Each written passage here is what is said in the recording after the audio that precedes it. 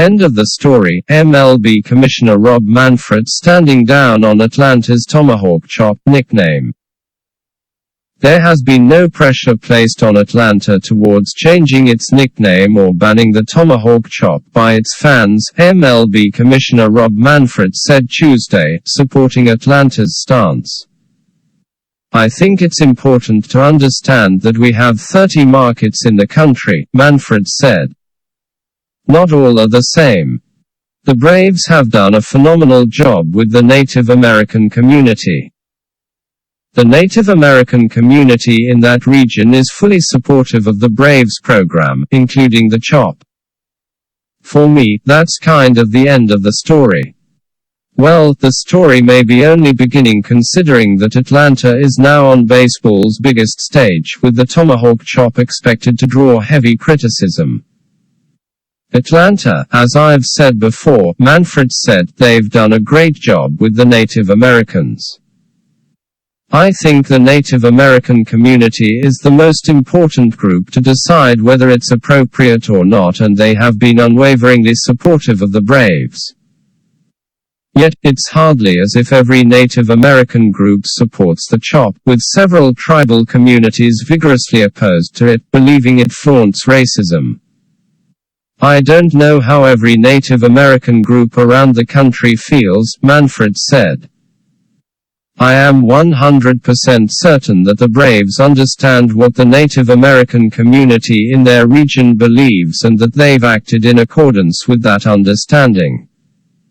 And if Native American groups outside of Atlanta vigorously oppose the Tomahawk Chop, we don't market our game on a nationwide basis, Manfred said. You got to sell tickets every single day to the fans in that market. And there are all sorts of differences between the regions in terms of how the teams are marketed. Tony Clark, executive director of the MLB Players Association, also met with the news media before Game 1, and says the Tomahawk Chop is of some concern to his membership and revisiting it is worthy of discussion. I know there are certain things that, as a black man, resonate with me, Clark said Tuesday before Game 1. And I would assume there are instances that resonate with others as well. To the extent that's one of them, it's worthy of some dialogue.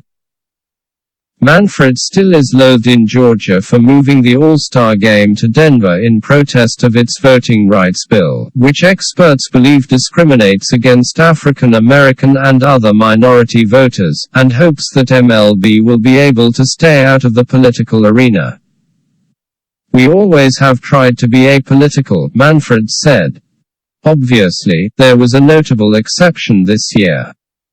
Our desire is to avoid another exception to that general rule. We have a fan base that's diverse, has different points of view, and we'd like to keep the focus on the field, on the game. It's harder than it used to be. Labor talks. Major League Baseball and the union have a scheduled negotiating session Friday with 5 weeks remaining before the one deadline to strike an agreement, and Manfred remains cautiously optimistic there won't be a work stoppage. I am a believer in the process, Manfred said. We're meeting on a regular basis and I'm hopeful we find a way to get an agreement by December 1st. Is there progress? It's hard to characterize progress, Manfred said. Progress is you're going into a room, you're having conversations, people are continuing to talk.